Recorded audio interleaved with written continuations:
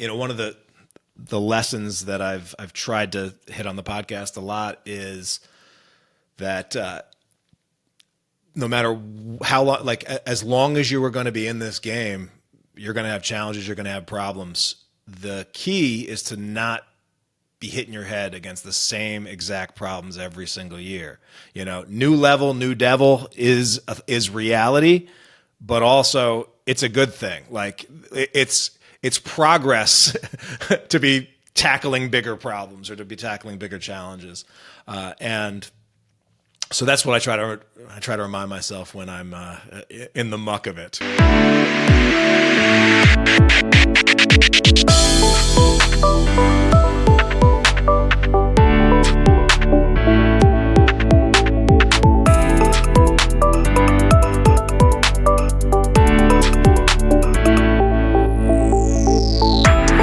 What if I told you that the secret to a successful Kickstarter was not the idea or the art or even the algorithm, but it was the way you think about the launch? This week's guest has spent more than a decade proving just that. Tyler James is a publisher, he's a writer, and he's the driving force behind COMIXTRIBE, COMIXLAUNCH, and C is for Cthulhu. And if you've ever run a successful Kickstarter campaign, there's a good chance you've already used one of his systems without even knowing it. Right this second, though, we're living in this very weird moment where, all the Kickstarter staff just today came off of their strike. All the platforms are changing very quickly. And a lot of creators are asking themselves, did I miss the window? Am I going to be able to be successful in Kickstarter?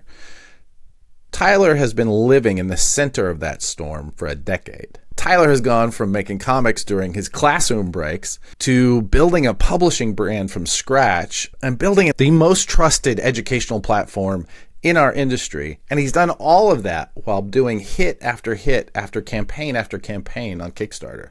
Today we're going to get into why campaigns fail, and most don't really have to. We're going to be talking about the tips and tools that will make any campaign grow during 2025 and 2026. We're going to be talking about how to grow a series instead of let attrition just chip away at it until it's nothing. And finally, in the mindset that really separates hobbyists from sustainable creators. Also, Tyler tells us this story about a campaign that he thought for certain was going to be a six-figure launch, and when he learned when it wasn't. So, if you're launching, or you're relaunching, or maybe you're just beginning to think about crowdfunding, this is definitely the episode for you. Let's get into it. My name is Adam Freeman. This is Comic Industry Insiders. I'd love to introduce you now to Tyler James. Yeah, Adam, I'm glad we get to connect. I've been seeing you pop up everywhere lately. And so I knew I had to get you on my show, but you beat me to the punch and you got me on your show. So let's do it, man. I'm happy to talk all things comics and just try to figure this world out. Absolutely. Changing, right? You know what? Before we get into the comics of it and the Kickstarter of it, and I would love to talk about your background before you got involved in this area, because you really do come from a place of, I guess, you know what? Let's get into it. Talk about your education and what led you, your jobs before you got into COMIXTRIBE. Yeah, so I mean, I'm someone that has been making comics since I was my son's age. My son is 7 now. Oh, wow. And I, big fan growing up. Spider-Mans, your Batmans, your garage sale, like you score 10 comics for $1, and you try to fill in the gaps and everything. And but I was one of those kids who.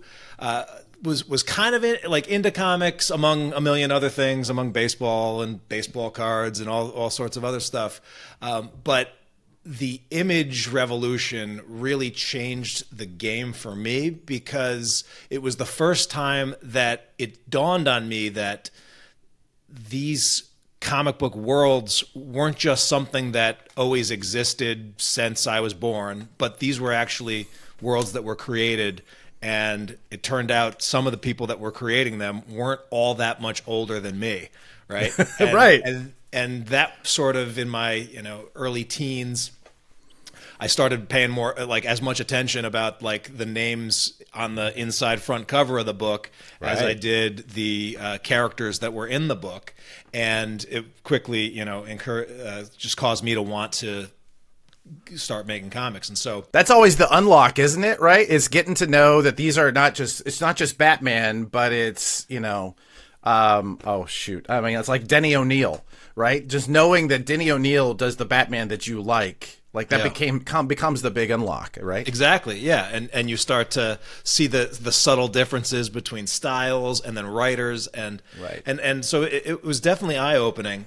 And but the other thing that was just really cool for me to wrap my head around was you could get in on the ground floor with something new. That was another one of the strong appeals of Image.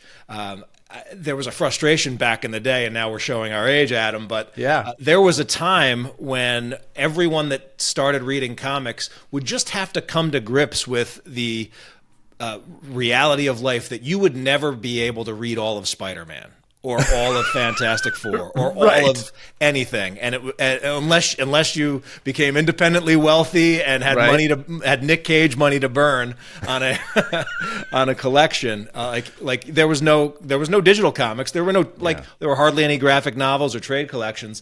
And so, like, the appeal of your Image or these new universes or these upstart comic book companies, Valiant, I know you were part of them, and on the second go around.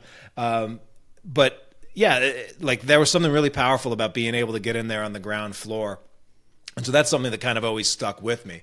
And so so I was a kid that was reading comics, then making comics all throughout high school, and then sort of lost it during college, and then my first couple years after college. I was a Teach for America teacher, teaching like just sort of thrown in, not 6 weeks removed from like keg stands at senior week to sitting in front of a classroom of like second and third graders staring up at me like expecting to, all right, feed me knowledge, guy.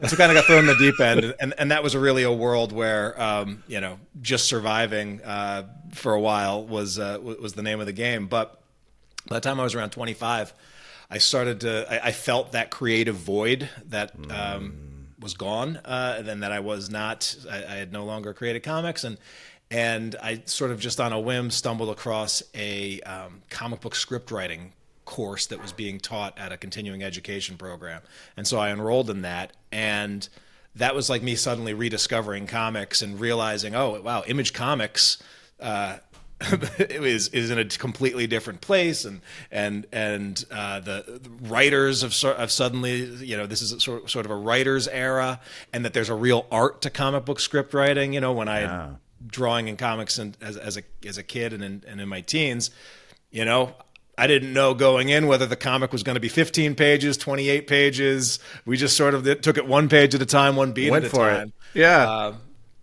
And so to actually like start studying the art of the script writing was something that got me into it, and that got me back into creating, and eventually I decided to start COMIXTRIBE with a friend, with an editor of mine who became a friend, Stephen Forbes. And when we started COMIXTRIBE, the goal was, okay, one of the things that was going to differentiate us was, we're a couple of people with big dreams and aspirations, but, no venture capital funding.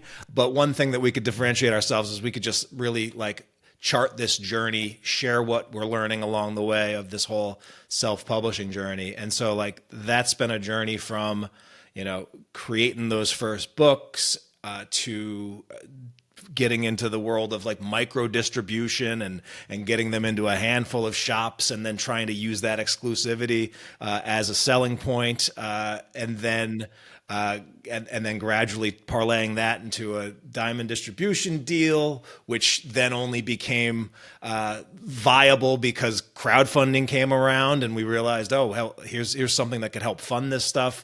And so we just sort of made the effort that we were just going to sort of chart the journey and share what we were learning along the way, tapping into sort of my education background and just desire. Like, I've always had the sort of desire to, like, as soon as I learn something cool, to just get out there and tell as many people that care about it as possible. But, so this was when you founded the along with the imprint of COMIXTRIBE, you also start the podcast, right? The podcast came about 5 or 6 years later. COMIXTRIBE started as a blog.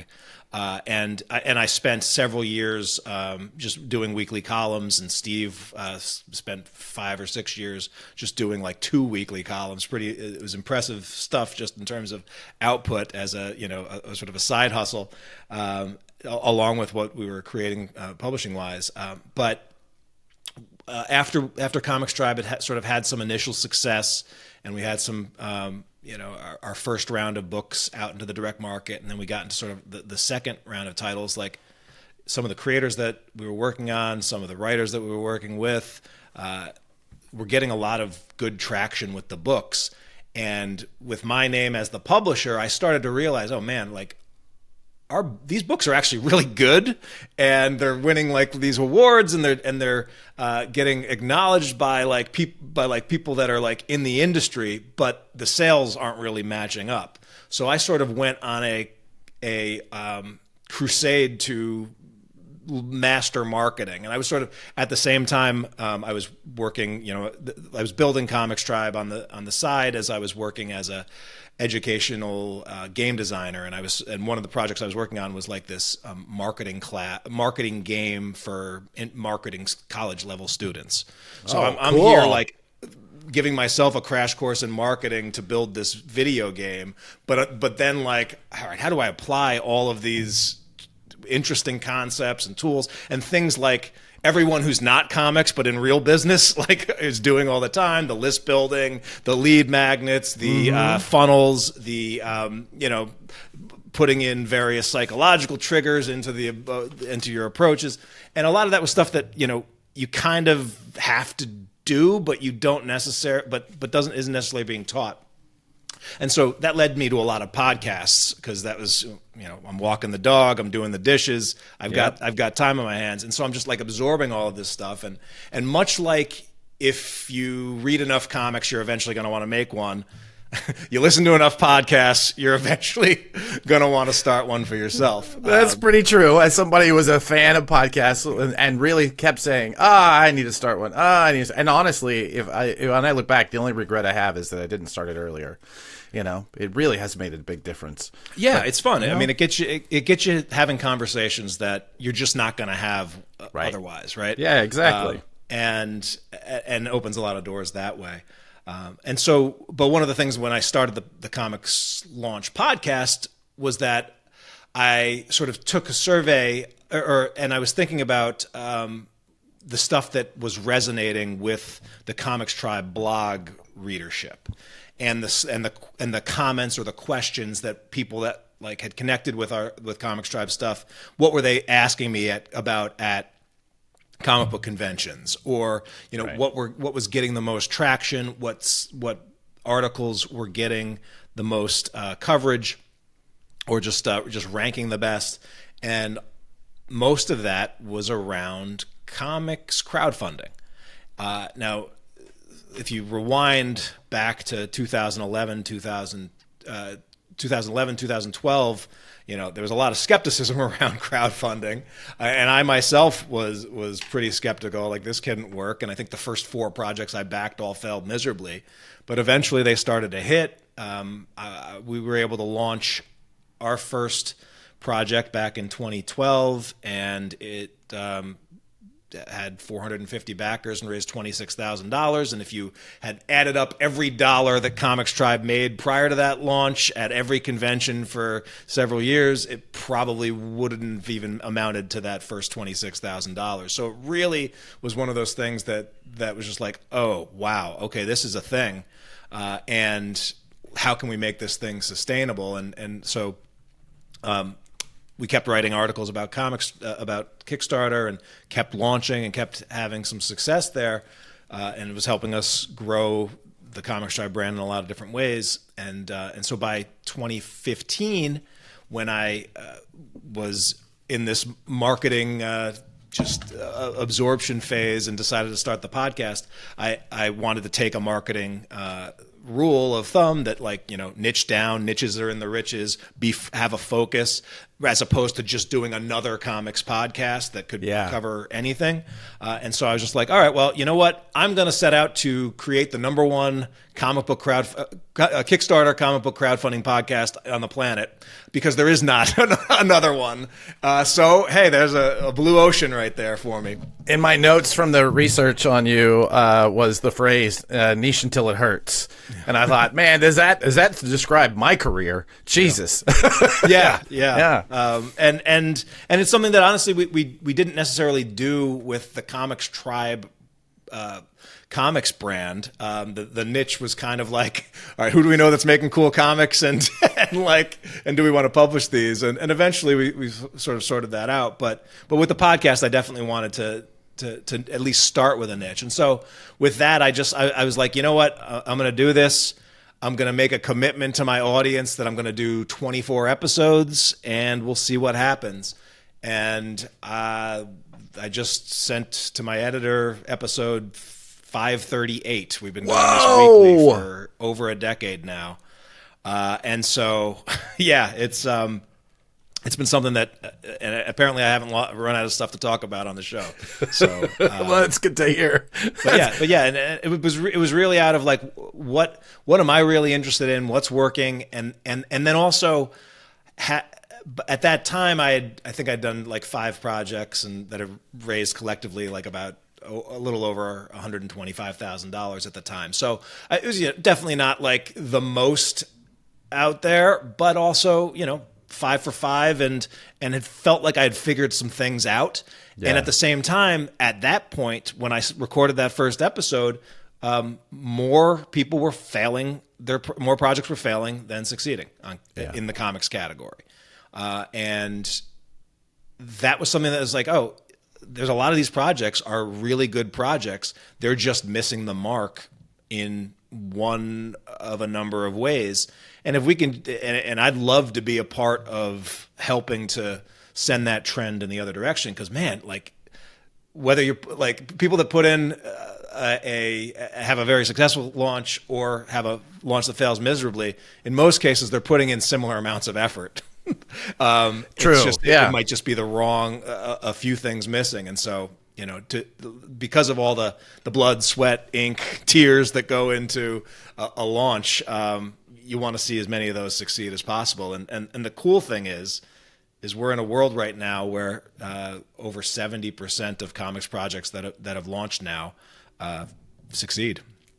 Which is wonderful. It means that not only is there a viable ecosystem, but that people are understanding how to use it. Yeah. Can you help? Like, are there red flags that when you're looking at a campaign that you immediately say, "Okay, you're in trouble"? I mean, sure. Yeah, there's a lot of them. I mean, one of the most obvious ones is 0 projects backed. And one of the first episodes that we did in the COMIXLAUNCH podcast, one of the first 12, was one that I recorded with Jeremy Malol. Shout out to Jeremy. But Archie Comics had famously launched a big Kickstarter, and they were actually one of the.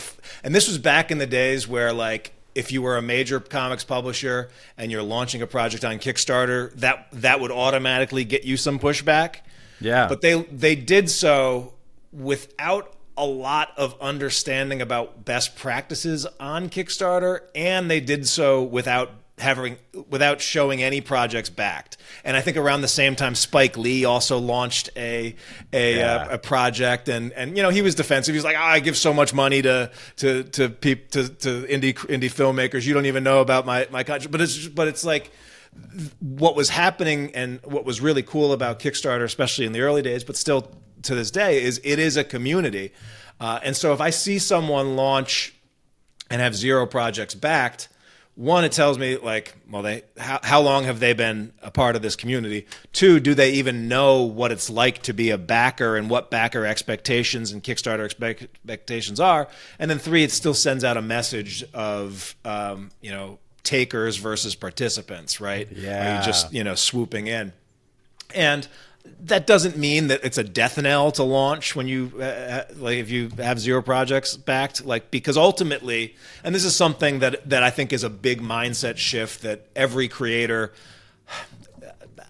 most I think by now have realized this, but this was an ethos early on, is that they don't need Kickstarter. Kickstarter should only be for creators who need it. And it's you clearly don't understand, just because Kickstarter exists doesn't mean capitalism doesn't exist. Just because Kickstarter doesn't exist doesn't mean markets and demand and product interest exists. Yeah. And there's actually kind of an inverse relation between how much a creator needs, how desperate a creator is for the funding, and how much funding they're actually going to raise. Desperation is it repels money like the plague, which is why a lot of what my strategies and things I teach is you want to present your campaign as if this thing is inevitable. You are a driven creator. You're going to make this thing come hell or high water. But why wouldn't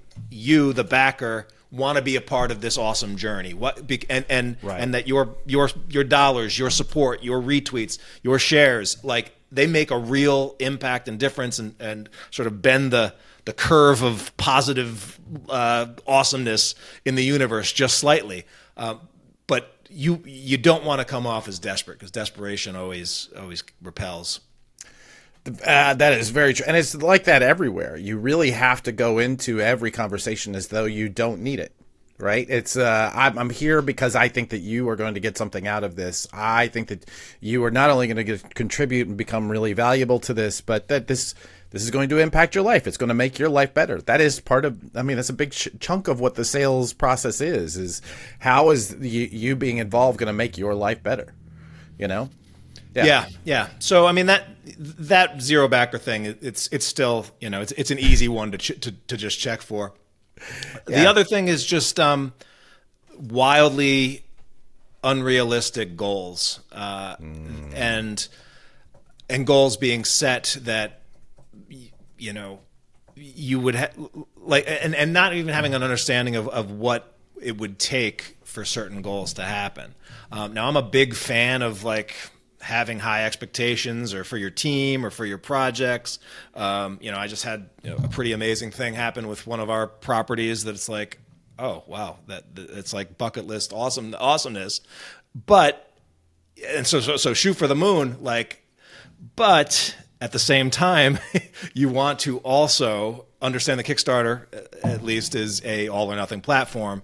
And if you don't hit the moon, it's not one of those, oh well, I missed the moon and I still landed in the stars. No, if you don't hit your initial project goal, that project is not funding at all. You don't get anything. You don't move the needle at all. You exploded on the launch pad, right? Exactly. Yeah. It's an abort. And again, that's not a death knell either. In my programs and stuff, we've had creators that had 2, 3, 4 unsuccessful launches. It doesn't mean that the next one won't be there, but you do have to sort of right size and course correct if there's a couple of things that you're missing the mark on. And what's nice about the Kickstarter platform is there is a fair amount of transparency, so that and Kickstarter made the decision that hey, all these projects, they're going to live forever on our platform. The data's going to be there. You can sort of do a fairly decent job of reverse engineering signs of success. You can't see everything, and there's a lot that you'll miss until you start getting into this world deeply. But at the same time, compared to a lot of other channels, the transparency really is pretty solid on places like crowdfunding sites. All right, so 2 fantastic actionable things. Actually, the second one I did want to do a follow up, and then we can go back to the story of Tyler. Would you say that the funding amount Would you say that is, I've heard people come at this from two different directions. One is this is what we actually need in order to complete this project, which is ostensibly what it was set up to be. And the other is this is a marketing story. It is funded in X amount of time, right? Just where do you think that X amount of time you're going to be at? And that's where you should be setting that. How do you think about that? Yeah. I mean, I think the advice that I give first-time Kickstarter creators is that your Kickstarter project goal is an exercise in triangulation.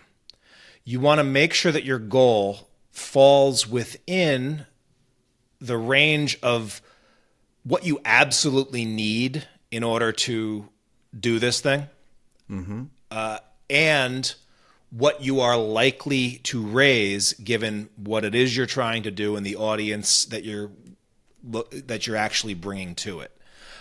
And even till this day, there's really good prediction tools where you put your inputs in and it's going to say, hey, your project's going to output in this range. And so what I don't want is creators to have an awesome, successful campaign, but they went so low that now they're, donating, they're selling their blood or a kidney to try to figure out how they're going to actually print these comics that they said they could do for, a price that was much lower than what they actually needed.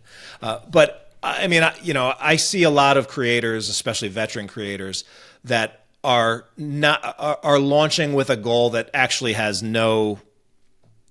It's just a nice number that they historically feel good about, or they might there's probably in some cases there's some superstition around oh well, I launch every launch I launch and I put a $5,000 goal and we usually hit it in 3 hours and roll on from there. So that's something I think there's enough evidence to show that because. There's another one of those early Kickstarter myths is well, I don't want to set my goal too low because then people won't give me won't throw in because they'll see I don't need it. And again, that's that broken mindset that all we are is a charity that is trying to hit to a funding goal. And what people realize is no, if you make a really good project, your initial funding goal really has very little correlation with what your project ends up raising. It's about how many people you can drive, how much interest you can drive, and then there's some fun things that you can do with stretch goal strategies and other ways to incentivize people to get off the fence along the way, even after you've hit that funding goal. And then so I mean those are kind of my main thoughts about it. Recently Kickstarter made a UI change, so when you're scrolling projects, it doesn't show you funding, it shows you percentage funded. And I think some people have said, oh, well, that's a reason to let's lower my funding goal so I can be 5,000% funded or whatever it is so that it looks better there. But again, I'm more interested in sort of sustainable practices and things that feel good as opposed to the Kickstarter, it's not about gaming an algorithm, right? It's not this is because, especially because it's not comics Amazon. have the most repeat backers, right? And you have the opportunity to build to turn your Kickstarter follower account into a powerful business asset, such that every time you launch, you've got a built-in baseline of customers that are going to come out and support you. And so the real way you manipulate or you work the algorithm is actually by doing the things we want to do anyway. Create a great product, deliver it in a good time, over-deliver, and take great care of the people that support you. Very, very, very true. Okay, so let's talk about your path then. So up to this point, you've had some success. You decide to start the podcast. You start building around. You start understanding what it is that makes this work. At what point does Tyler James Corp. Like, at what point do you become more of an educational resource than a publisher, or have you? I mean, are you still doing the publishing? Basically, until the end of 2016, I was sort of built, like I was still working a full-time as a game designer for an education tech company, and then building COMIXTRIBE, COMIXLAUNCH around the side. And then as that company sort of took a strategic pivot, it was a good time for me to exit. And by that time, I had sort of built a business model around COMIXLAUNCH that that could sustain it. And that was primarily through courses and eventually sort of mastermind programs and communities.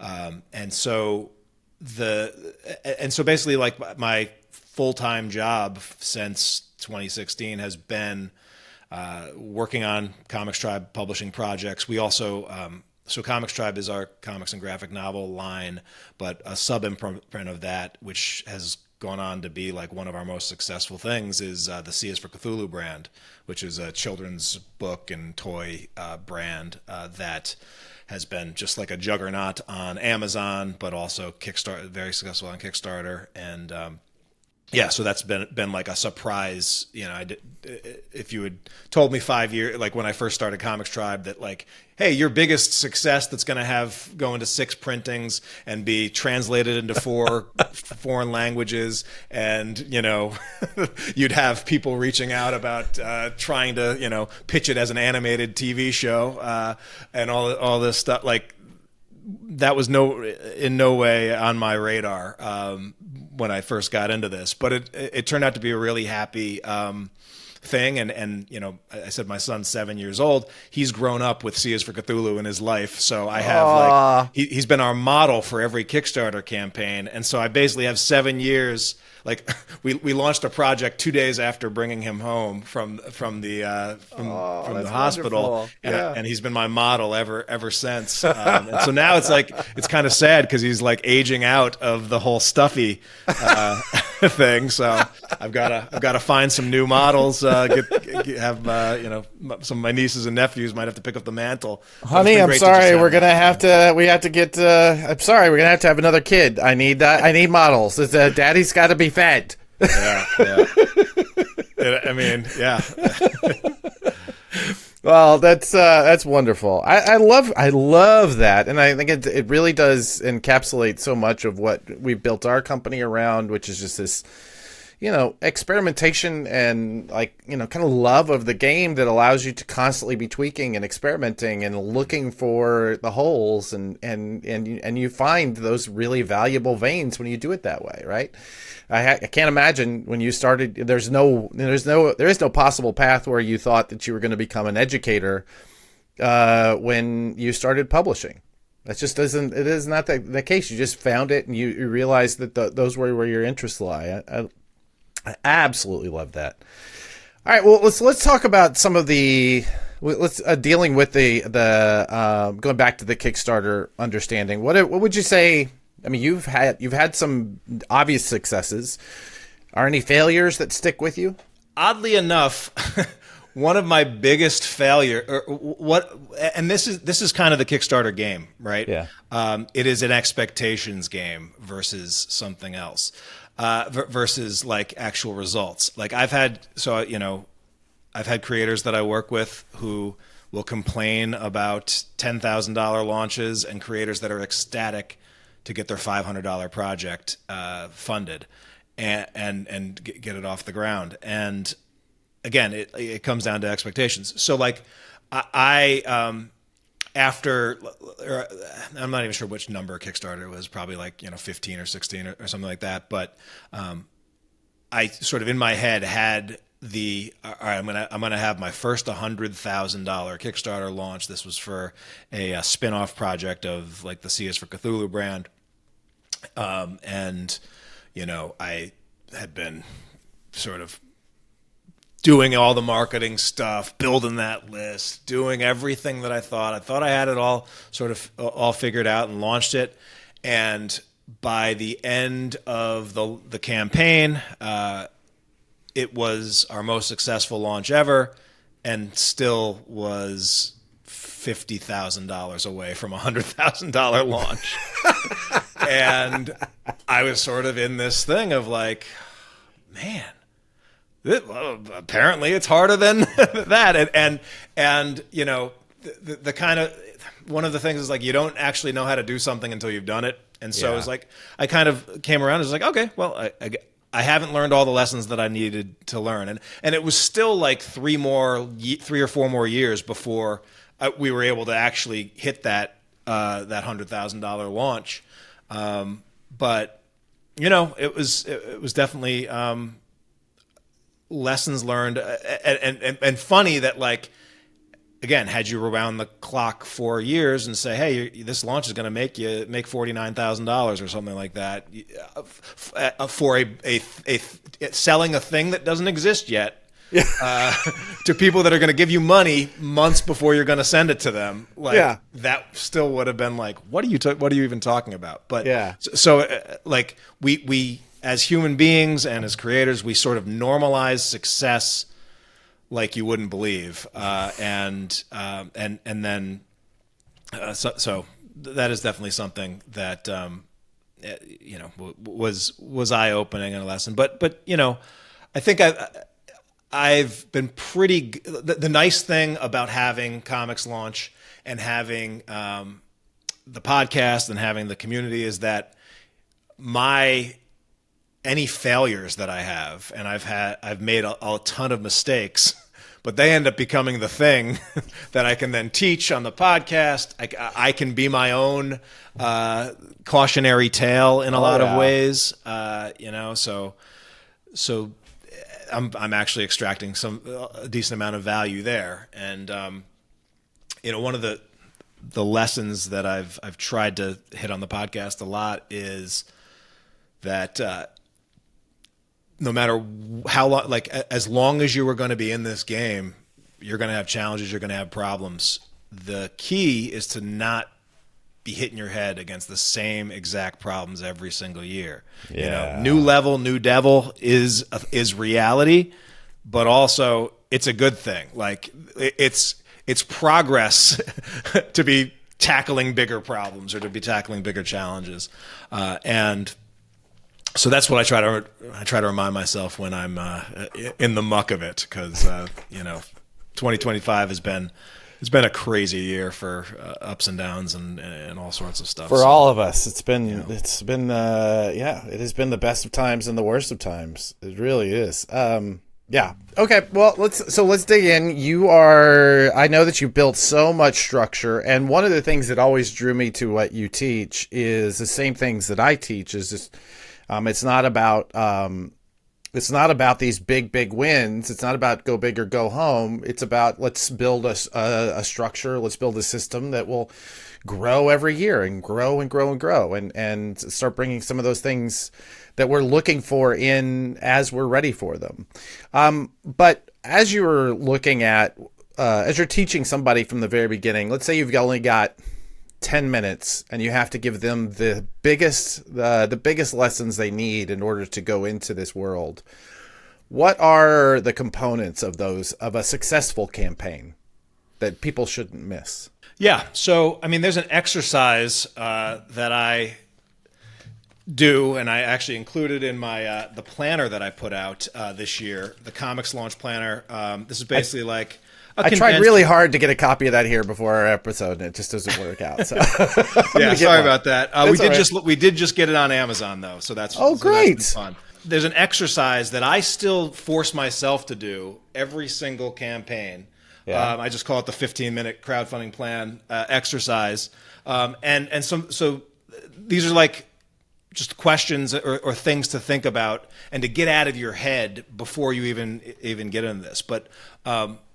Some of those questions are, you know, why are you doing this? And Kickstarter is a channel that really lets you not just make the product in center stage, but also the person behind it and the reason behind it.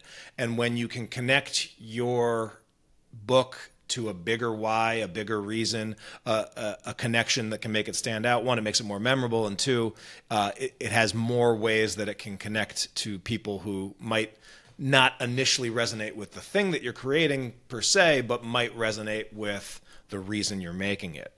And Kickstarter is a platform that, you know, has like a social good component for public benefit, and so they love highlighting stories that make, you know, that have a bigger why or a part of a bigger mission. So that's one thing. That's a fun conversation to just have. Another one is to understand that Kickstarter is not this all or nothing thing where you get one shot and you get to play your Kickstarter card and either it's going to work or it doesn't. Like, that's not how it works. That's how I thought it worked when I launched my first campaign, and that's why I sort of waited until I had what I thought was the perfect project, and one where I could sort of, like, you know, it was an anthology, and I could tap into the fan bases of you know, the 20 some odd creators that were a part of it, along with the work that I had been doing. But it turns out, like, a much better approach is to see Kickstarter as a renewable resource that can grow over time. And so to make sure to launch with like the minimum lovable thing that you can launch with. And so for some creators, that's your first issue. For some creators, it might even be like a print or a print series related to the book that you want to create, just to sort of get your feet wet. I love the story of Curtis Clow, who does Beastlands and a number of other series. But, you know, his very first Kickstarter campaign, I think, raised a little over $100, and it was for a print that sort of was a high quality print, but it was just a print, but it was evocative of the kinds of comics and stories that he wanted to tell. It got him sort of over the hump of like, this intimidation of the Kickstarter platform. And then ultimately he's launching $50,000 launches for the, you know, subsequent issues of series not too many years afterwards. So like, where you start is not necessarily where you have to finish or where you can ultimately get to. So definitely honing in on like, what's that minimum lovable thing that you can do to get started. Are you saying minimum lovable? I say minimum lovable, not minimum viable. But like, that was one thing that I love said, that. or that I made a change, because I'm like, you know what, viable is too marketing speak, and we're talking about comics and people with passion. So like That's really wonderful. Yeah. But the truth behind that is, like, if you aren't in love with your product and can't like convey the passion behind it, like, it's going to get lost in translation, you know? Yeah. My favorite example of this is John Lees. He's a writer that I've been working with since the beginning of COMIXTRIBE, a Scottish writer. He writes, he does Sync. He's done books with other publishers, well-regarded horror, great. Like, he's probably the best. In my opinion, he's the most consistently good writer in all of comics for the last decade. But I'm a little biased because I've been publishing the series. But the first time I met him was at New York Comic Con. We were all sharing the COMIXTRIBE booth, and he has a very thick Scottish accent, such so that when he first came up in an interview, he's speaking fast, he's talking to me, and I'm like, I can only understand every third word coming out of John's mouth. And then I immediately go to, this is going to be a nightmare for sales at New York Comic Con if nobody can understand when he's him pitching the book. And it turned out he outsold all of us, even though people probably couldn't understand, you know, maybe half of what he was saying. But his passion, his conviction, his enthusiasm for, you know, comics, everybody's, it was just so infectious. And so yeah, minimum lovable, man. That's what we gotta shoot for. Before we go on to the other components, I know that you said there was 5, and I think they've only covered 2. I could be wrong about that, but I was told to ask you about Sync. Is there a new version of that coming up? New volume? Yeah. So the 4th volume of Sync is now underway. one of the things that we just wrapped up the latest launch. If you go to comicstribe.com/sync, it'll take you to the Sync Halloween special #1. John Lees, for the last, I think, decade, has thrown this legendary Halloween party. Halloween is not a huge holiday in Scotland in 2025, but John like throws it down every single year. He dressed up as like Batman.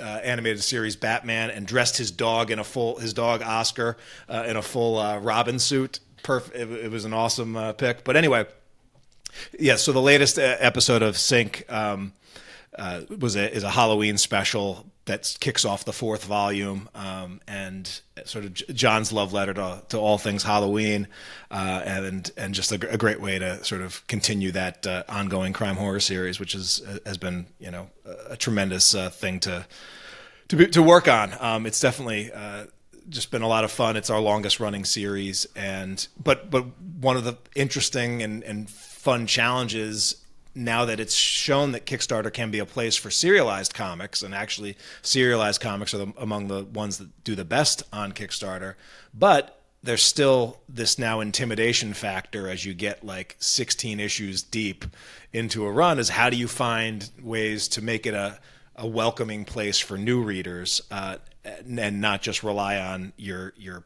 past backers. And so, right. You had mentioned it earlier, but it was absolutely key. We've been seeing sort of some dwindling backer counts on sync launches over on Kickstarter.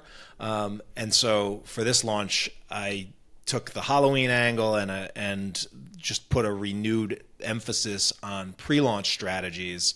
And we were able to bump our backer count up like 180% from our last launch, which is nice to see a series that's sort of ongoing have a nice little rebound alongside relaunching and coming out with the next volume. So yeah, but Sync's going strong. Fighting attrition if you're in this world of continuing series, of continuing fighting attrition is the one thing that we all spend most of our days doing, right? It is just this drive to the bottom eventually. If you're not careful. Yeah. And I mean, Kickstarter, compared to just about any other channel, I think is insulated from it to a certain extent, simply because even if you lose backers as series go on, the average pledge level tends to go up, because as long as you're still putting it out in front of a new audience, you're always going to get some people jumping in at higher tiers to catch up.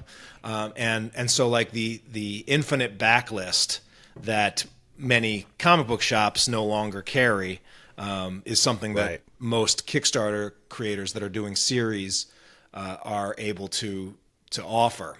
Now, I will say it is also a challenge on the publishing side of just like, well, all right, this is a book, 16 issues, 3 volumes now. How many of those volumes do we keep in stock? Do we keep them in stock in both softcover and hardcover? I had to shift some of the funding that we raised during this launch to do a reprint of one of the past trades, just so that we could have our catch-up tiers. So, it's not like there's not still challenges, but as we said, these are new problems that come up with further along. Like, is it easier to have a series that has a built-in audience versus starting something from scratch? Absolutely. But are there other new wrinkles or new challenges that come up? That too, yeah. I think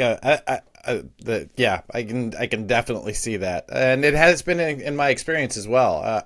This actually does transition into something that it was an early lesson I was taught about Kickstarter, which seems to be changing, and I'm curious to know if there was a shift or if I was just what we were taught was wrong, which is that single creators often have diminishing returns. Right, because that you do the first campaign and you get everybody that to buy in, and your aunt and your great uncle both buy your books, but by volume 2 they're not interested. They already got your book, right? And you have to find new people to do that, as opposed to publishers who are able to continually build that backer list, continually build the mailing list, and present new product. Would you say that dichotomy has shifted, or was it just never in place? Because it seemed to make sense at the time, but I'm starting to see these entire businesses. We have a client that we're about to bring on to Prana, bringing their Kickstarter brand fully built on Kickstarter into the direct market, because they've built a real business there. And I'm really fascinated by this idea that as a single creator, you could be continually growing in this marketplace. And it doesn't seem to make sense, right? Yeah. So, I mean, an example of a creator that was in COMIXLAUNCH Pro, and that's one of the benefits of have a building community around this stuff, is that, I have my own experiences, I have my own thoughts on things, but then I also just sort of get to learn from all of these other creators. And one of the exercises that we encourage creators to do is, and is also sort of built into the planner here, is the last section, which is, I think, something that a lot of creators and I myself, if I don't force myself to do it, will skip, is after a campaign's over, after you do all the things, stop before you move on to the next thing, because there's always a next thing. Recap, reflect, go back and look at the numbers. What were the lessons? What were the takeaways? What worked? What didn't? And what insights do you glean from the launch? It's sort of like watching film. If you're an NFL coach, right, like, hey, this game happened. We can't change any of that. But why did that play work? Why did that play not work? Same thing with your launch. And that's sort of how you can get better strategically over the course of every launch. And so, with the COMIXLAUNCH podcast, like, I had a certain amount of success and experience before I started it, but man, like the gap between the funding and the launches and the sizes and the lessons and the audience that I've had, like, before I started versus where I am now, like, it's a huge difference. But so, an example of a creator, Shane Smith, he was one of those guys who was like, hey, my first launch, I launched it and it was literally 90% of my family. and right. and then I pick up a few people that I'm like, how did these people from these foreign countries I've never been to discover my book? And then he launched again, and it was still like 70% family, but it was about 30% now of more people, and he had kept launching, and I think by launch 5 or 6, it had completely flipped. And it was like, yeah, there's still like mom and, my brother or whatever that are backing. The 10% of people that are friends, family, want to see me succeed and are always going to be in my corner. But crowdfunding and Kickstarter is its own ecosystem, is its own platform where people spend a lot of time, such that, like, if you do what Shane did and actually bring out the people in your world who know you, like you, trust you, want you to succeed, whether it was launching a comic book on Kickstarter or starting a coffee shop or beginning a career as a real estate agent. That's exactly what real estate agents do, right? Like, they are taught the very first week. Sure. Like, you're going to start. You're going to need, the first thing you need is leads, and eventually you'll get leads by selling houses and having houses under your name and people seeing your signs and seeing that things closed like that, and you'll end up getting known for that. But you will never get known for that unless you first show that there are people in your world that are supporting you, and they sort of, are the kindling for the fire that you ultimately want to build on Kickstarter. But the cool thing is that every campaign you launch, like, I mean, we still picked up 100 brand new first time backers with the last sync launch of people that it's like, hey, they're, this is launch number 40 something, but you didn't hit everybody. And I think that's something that we lose track of a lot of, is just like how much of like, in a world of 9 billion people, closing in on 9 billion people or whatever, no matter how many books you've sold or how many, like, there's still so many more people out there that haven't even had the chance to consider whether or not they want to support your stuff. So I think I don't necessarily know that it matters so much whether you're under a publishing imprint or a personal imprint, except for the fact, and my advice was always like, if you had the choice between a launching as yourself or launching as a publisher imprint, that decision really depends on on the vision for that publisher imprint. I think the worst mistake to do was to think, oh, no one's going to support me if it's just me and it won't look professional. So quick, let me go on Canva and create a logo and a name that means nothing to me, and I have no grand vision for what this imprint is going to be, just so I look professional. Right. In fact, rather, you're better off like leaning in with a person who actually exists in the world, that has a backing, that has support, that's done some things, versus a anonymous publishing company that has no track record or personality. And I think, there is still a benefit to making sure that, especially if you're early on with your launches, that there's actually a face and a personality behind the projects that you're launching. Because remember, like, it's still kind of crazy that people are giving you their money up front and trusting that you're going to be a good steward with it and do what you say you're going to do and deliver. Yeah. And I think that's easier if there's actually a real human being with a real face that you can trust with it. Or you can say, well, if they take it and run, like, if I ever see that person again, I know who to punch in the nose. Exactly. Yeah, exactly. Yeah, all right. I can definitely see that. All right, as we are actually, before I go into it, I have a couple of final questions I wanted to hit with you, and I realize that I think that there were like 3 of those points that we didn't do, and maybe we'll come back as a round 2, because you and I are going to do a little crossover here in a minute, and I wanted to leave time for that. I have a couple of questions from Blake. Blake Morgan runs our kind of crowdfunding division of Prana. It works with a lot of different clients. He does an amazing job, and he also happens to be the editor of this podcast. So he's going to be the first audience member here. So if I don't ask his questions, I could be in real trouble. That's what. Yeah, we don't want you to get in trouble with Blake. What's up, Blake? He wants to know, what new tools, trends for Kickstarter should we be paying attention to now? Yeah, so Kickstarter has been on a tear in terms of updating its platform.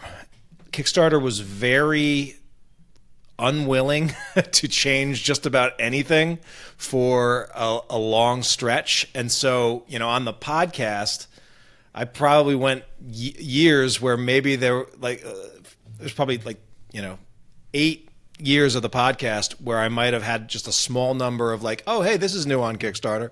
Right. In the last year and a half, it seems like every time I go to record, there's at least something new. So the big thing that they rolled out this year was Kickstarter Pledge Manager. And this is them sort of seeing that they have allowed an entire ecosystem to evolve, namely BackerKit. Yep. And BackerKit went from, hey, we're this helpful tool that'll help you before and after your Kickstarter campaign, to, hey, we are gunning for Kickstarter's business. Yes. And we're coming for the crown. Now, coming they're in still hard. a long way from anywhere near the prolificness BackerKit is of Kickstarter in terms of like comics launches and things like that. But they've made some inroads in games. And unfortunately, like Kickstarter's, in my opinion, the pledge manager still has a long way to go before it's ready for prime time, at least for the projects that I tend to run, which, almost always have, at least 300 backers, but some can have over, well over 1,000. And like BackerKit is still like an essential tool, in my opinion, for, large, complex projects. Yeah. But so that's one thing that is just worth keeping in mind. Another thing that, it's not necessarily a new tool. It's been around for a couple of years, but I'm surprised that some people haven't done it. And if you're especially a US based creator and you don't have a free pirate ship account, you absolutely need them. They have this thing called Simple Export Rate, which is among the most competitive international shipping rates. And it's really helps. It helps you with one of the most annoying things about setting up your Kickstarter campaigns is figuring out what to charge for international shipping. It's all over the bat. But Pirate Ship has a way to kind of streamline that for most comic shipments. So I definitely check out that. And then in terms of other new trends, The variant cover bubble has not burst. Has not yet bursted, despite many people's predictions that it would. And in fact, trying to push the envelope and find new, unique gimmicks and hooks and twists on your covers is still one of the best ways, I think, to amplify funding and raise your average pledge level. So, we've been having a lot of fun with lenticular covers. Not necessarily a new technology, but it's fun and it's cool. And, and metal covers have still been selling pretty well for us. So, and we're doing our first glow in the dark cover. And that seemed to go over pretty well. So yeah, have fun with it, embrace your inner 90s comic fan. And let her rip on Kickstarter. As somebody who has worked at places like Valiant and Bad Idea, I have no idea what you're talking about. None idea. No, I don't know what these things. Lenticular. What is this? Okay, I'm going to take. He is saying, "What do you think about other crowdfunding platforms?" I'm going to take that a step further, and we'll do a quick lightning round. So, as condensed as you can, I want to hit you with some names. You come back with your first big take, right? Yep. We talked about BackerKit as a crowdfunding platform exclusively. I think it makes sense for certain creators and certain categories. I think if I was a pin, if I was an enamel pin connoisseur, I would probably stick with BackerKit over Kickstarter for the reasons that they have either one or two pin focused events every single year now. And their platform makes it super easy to copy from one campaign to the next, and to have like your backlist. So the idea of like recreating, and a Kickstarter has enabled some tools there, but it's still very. It's not a there's not a one-click copy over like BackerKit has. So yeah, if I would like, there are certain niches where I think BackerKit would make sense, but most of the creators that have launched comparative projects on Kickstarter and BackerKit in the comic space still say, "Hey, the audience is there on Kickstarter." Zoop, really energetic people over there. And they do a lot of good outreach, and they offer something that Kickstarter and BackerKit do not, which is sort of full service. So if you are I would say if you are a professional comic creator that wants to sort of launch projects but be hands off, but have a team that's going to collaborate with you, but you can still bring your own audience and drive them there. Zoop can make a lot of sense. It is worth sort of noting, though, that Zoop Zoop has their own game division, and they launch on Kickstarter. So, it's true. You have to. I mean, money eventually talks, and they don't have the audience, the natural audience and platform and traffic that Kickstarter does. Indiegogo. Does Indiegogo still exist? I mean, they recently got bought out, I think, but there may be a branding going. Indiegogo for a while became synonymous with like the whole Comicsgate movement, and I just like it is somewhat surprising, that I do a comics crowdfunding show, and I never, I didn't call it Kickstarter launch. I called it Comics Launch because I didn't want to be necessarily tied to any one platform, and I wanted to give the best advice to creators going forward. But it does not seem like there's been a tremendous amount of growth on Indiegogo that there has been on platforms like Kickstarter and BackerKit. So I don't have anything poor to say about it, and their Indiegogo in demand approach was interesting, although I think they've actually moved away from that now with the rebrand. So I have not been following Indiegogo closely. I know of several, or at least a couple I can think of, people who had done huge crowdfunding, huge Kickstarter campaigns, and then decided that they were going to build their own platform to do it on their own websites. Yeah. What do you think about that in this day and age? Yeah, it's interesting, and I'd be curious to check in with like Brian Pulido, for example, who did that with their Coffin launch. You know, one thing that I can say, and in most for most things, right? Like you would think the more you do it, the easier it is to do it, the faster you would get at something that you do often and a lot. But because of these platform changes, enhancements, additions, the time it takes to set up a Kickstarter or launch a crowdfunding project on a platform like Kickstarter has only gone up, right? Like there's all these images now that you have to create, and it's just it is more complicated here in 2025 to just and time intensive to set up a Kickstarter project page. The idea of creating a custom solution that would speed up the process, especially for like an established brand and established folks where you know that you're driving most of your audience there. And then also the ability to like own your ecosystem, I think at a certain point makes sense. That, and I do also know, like, you know, for certain categories, right? Like, I don't necessarily know that Brian Pulido was getting the same kind of like exposure effect and bonus that some other projects on Kickstarter and discoverability might be. Like he may have sort of realized that, hey, just about everybody that we're getting is sort of on our list already. Yeah. So why are we giving up 5% to Kickstarter? But I'd be curious, because I have seen examples of creators that go and do this, and now they're back on.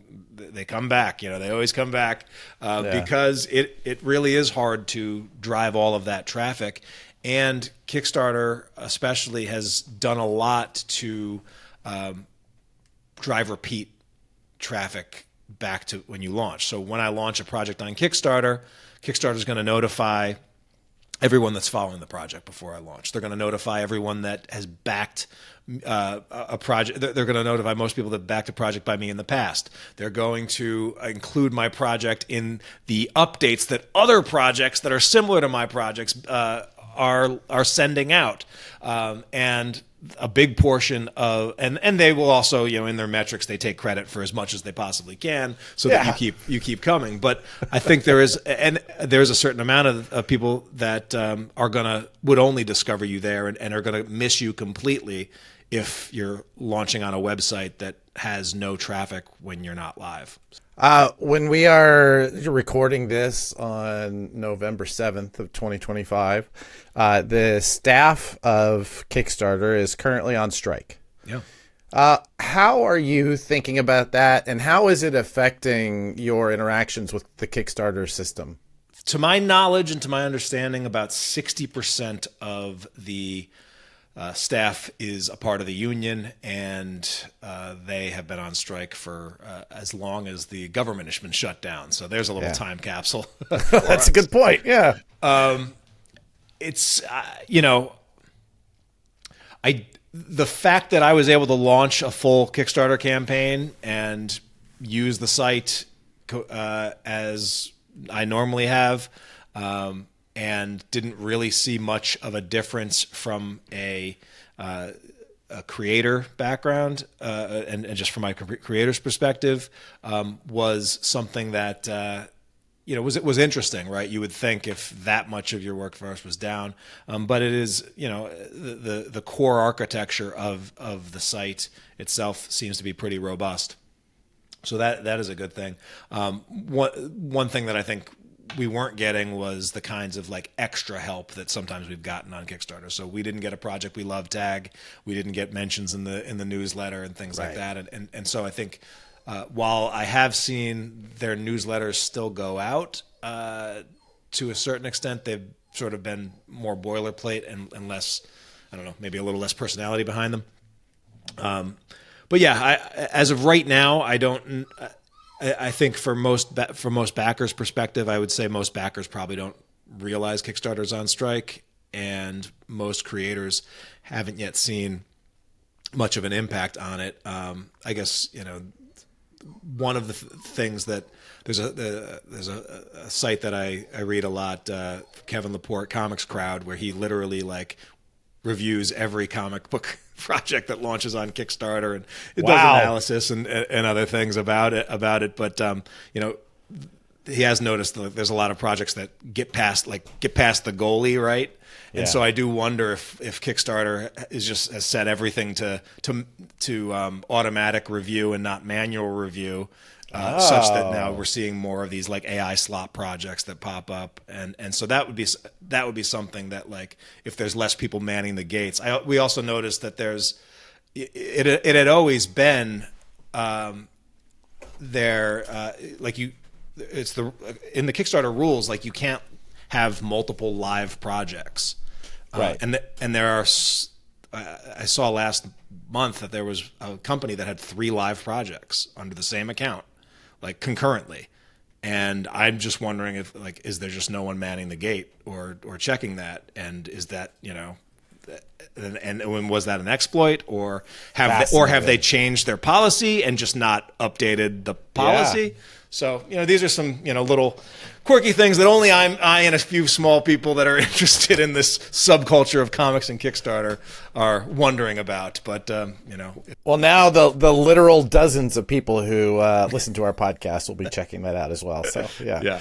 100%. Awesome. What do you think? Last couple questions, and then we can flip hats, as it were.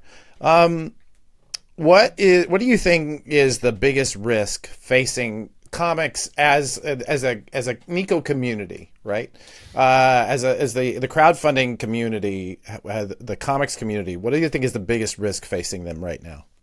To a certain extent, I am both pleasantly optimistic that just the comics readership will continually be replenished when I see, you know, the success of graphic novels and the placement of graphic novels in school libraries, and, you know, half the kids in my son's class are reading Dogman and other stuff like that, Cat Kid Comic Club and those, we love those, and that also, like, boys and girls have, like, all sorts of great comic content. So I'm not as worried that, like, the comic readership is just going to die out, because there's been a lot of investment in certain ways.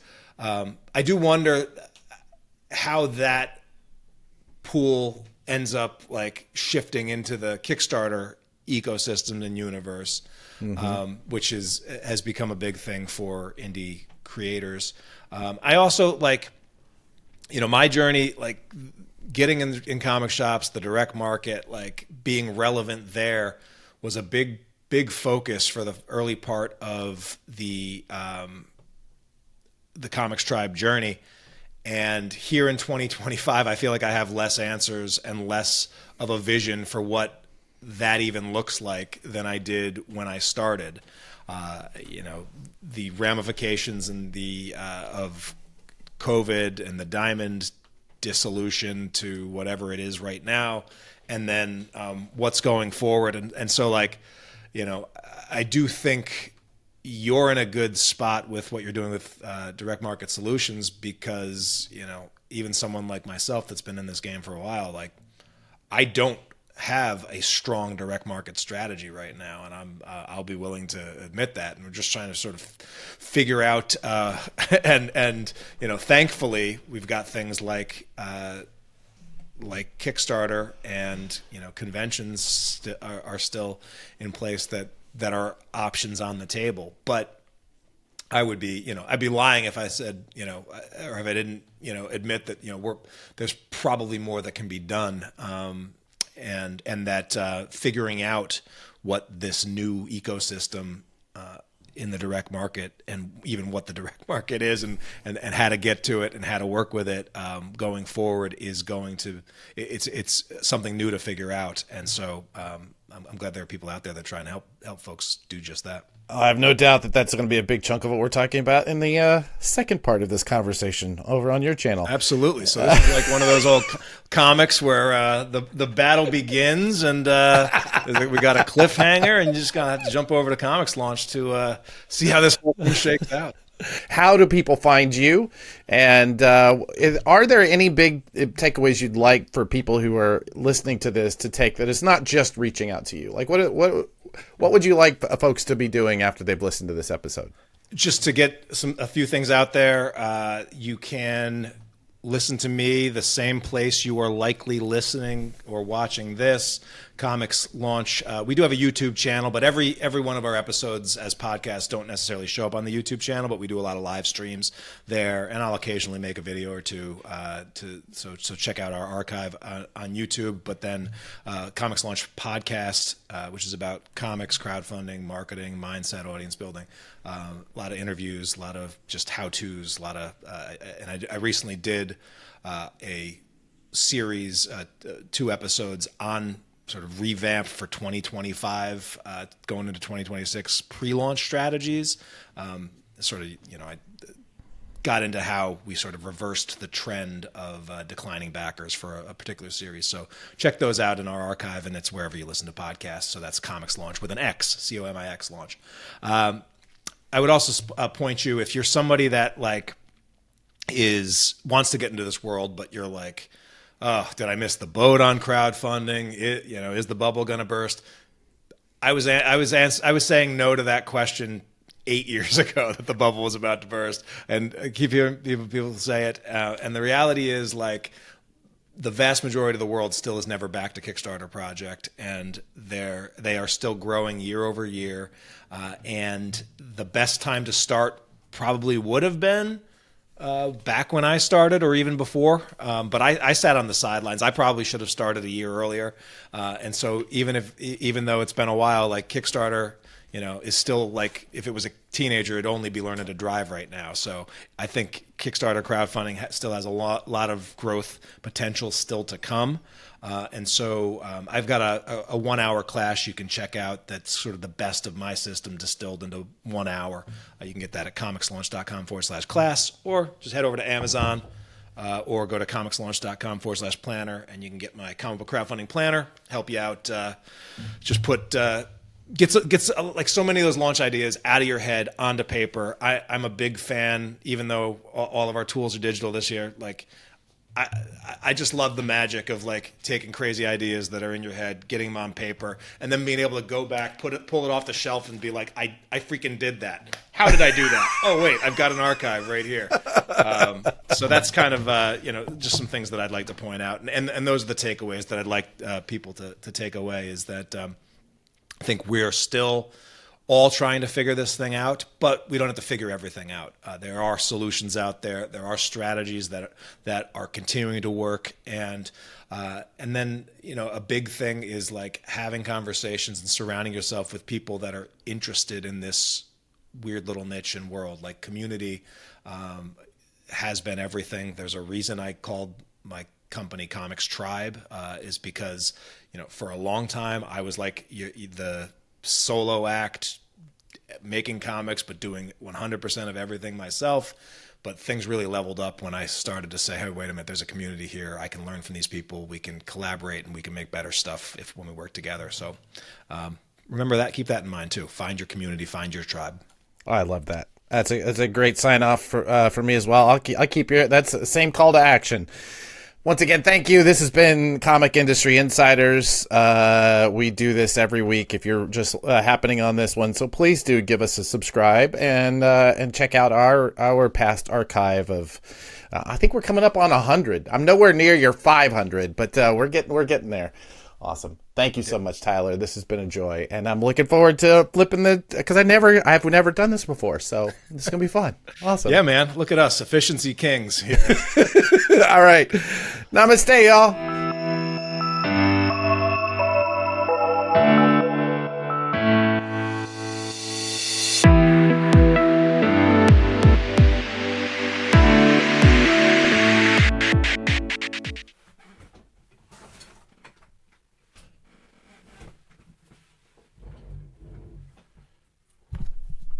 Too much shit in this office.